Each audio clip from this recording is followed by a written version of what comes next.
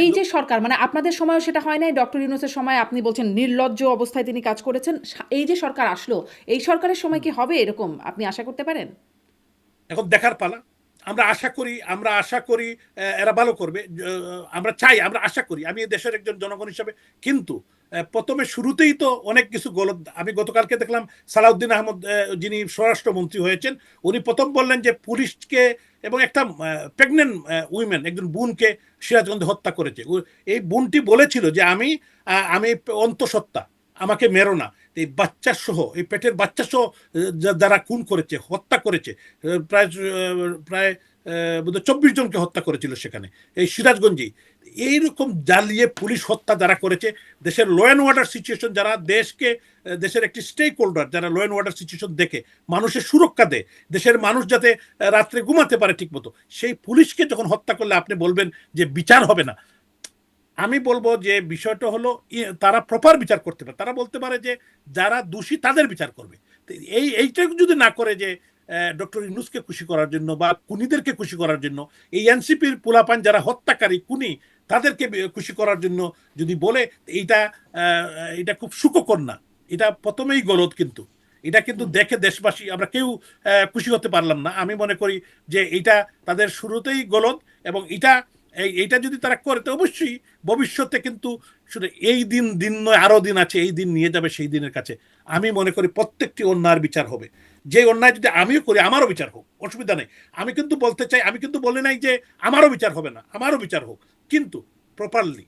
আমি যদি কোনো অন্যায় করে থাকি, প্রপার ইনভেস্টিগেশন, আমাকে আমাকে যাতে আমি আত্মপক্ষ সমর্থন করতে পারি, মব জাস্টিসের শিকার না হই।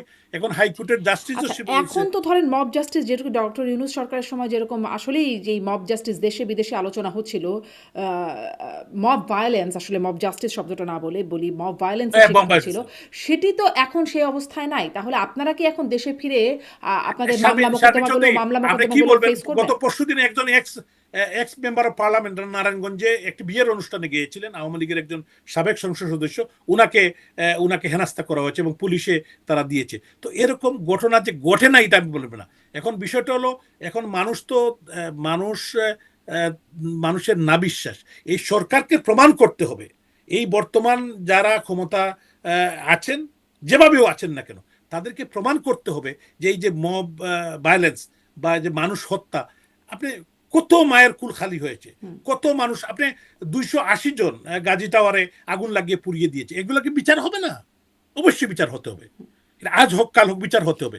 আপনি দেখেন, আমি বলতে চাই, আপনি একজন জার্নালিস্ট, 150 জনের উপর জার্নালিস্ট তো আপনার হাজার হাজার তো চাকরি হারিয়েছেন, টেলিভিশনগুলোর দখল এখনো জোর করে।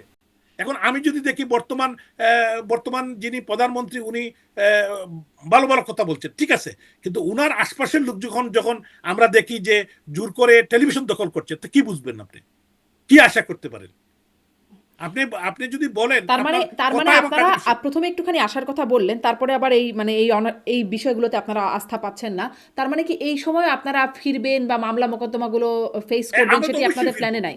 শুনেন, আমরা গুটি কয়েক লোক, হাজার খানেক লোক দেশের বাইরে আছে। আওয়ামী লীগের লক্ষ লক্ষ কোটি কোটি সমর্থক, নেতা, কর্মী, 150 জনের মতো এমপি তো জেলে আছে, আমাদের সিনিয়র নেতৃবৃন্দ জেলে আছেন।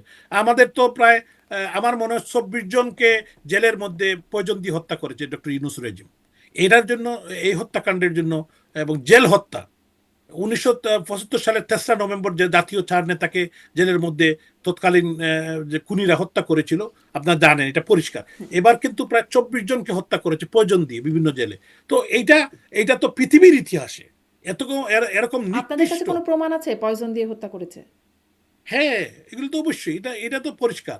এবং এক বগুড়া জেলের মধ্যে আপনি একটু দেখেন, বগুড়া জেলের মধ্যে প্রায় আমাদের এক্স বেশ কয়েকজন নেতা তারা হত্যাকাণ্ডের শিকার হয়েছেন। তো এগুলা তো সবগুলা কি এখন পয়জন প্রমাণ দিয়ে করা। হত্যা করা হলো তাদেরকে, মানে না, আপনাদের কি কাছে কি প্রয়োজন দিয়ে প্রমাণ? এটা তো শুনেন, আমি আপনাকে, শারমিন চৌধুরী, আমি একে বলবো, এটা আপনি যদি আমাকে বলেন, জেলের মধ্যে কিভাবে তারা খুন হলেন, কিভাবে তারা মারা গেলেন, এটা তো সরকারকে প্রমাণ করতে হবে। আমি বললাম, আপনি আমার কথা বিশ্বাস করলেন না, ঠিক আছে, আমি এগ্রি করলাম আপনার সাথে। তাহলে কিভাবে 24 জন জেলের মধ্যে মারা না, গেলেন? কিন্তু আপনারা যেহেতু অভিযোগটা করছেন যে তারা তো বলছে না না, সরকার তো আমরা বলছে আমাদের কাছে সাধারণভাবে মারা গেছে। নিশ্চয়ই তদন্ত হওয়া উচিত। আমি এটার সাথে আপনার না সাথে না, নিশ্চয়ই তাহলে একমত। তদন্ত হোক। হ্যাঁ। তাহলে আমি আপনার কাছে কিন্তু আমি তো আপনারা যে বলছেন তদন্তটা চাচ্ছি। পয়জন দিয়ে হত্যা করেছে, এটা একটা গুরুতর অভিযোগ। এটার কোনো প্রমাণ না, আমি শারমিন চৌধুরী, আমি আপনাকে বলি, আমি তো তদন্ত দাবি করছি এবং বিচার, নিরপেক্ষ তদন্ত এবং বিচার, তিনটেই চাচ্ছি আমি। আমার কথাটা হলো, আপনি আমাকে ভুল প্রমাণিত করেন। আমি যে অভিযোগগুলা করছি এটাকে আপনি ভুল প্রমাণিত করেন, সরকার ভুল প্রমাণিত করুক।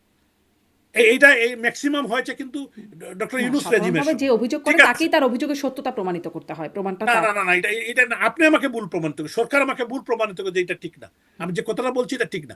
তবে একটা জিনিস হলো, এই মুহূর্তে আপনি জানেন যে মুখ বন্ধ, কেউ কিন্তু কথা বলতে দেওয়া হচ্ছে না। এটা তো আপনি বলছেন না, আজকে তো কথা বলা যাচ্ছে না। বাংলাদেশে কোন মিডিয়াতে কি আমরা কথা বলতে পারছি? আমাদের কোনো নিউজ হয় না। এখন আপনি যদি বিদেশে বসে না থাকতে, আপনি কি আমার ইন্টারভিউ করতে পারতেন? পারতেন না? পারতেন? না, বলেন। মানে বাংলাদেশে কোনো মিডিয়া আপনার করছে মতো না, আর এটি কেউ আমরা কি দেখতে পারবে? পাচ্ছি।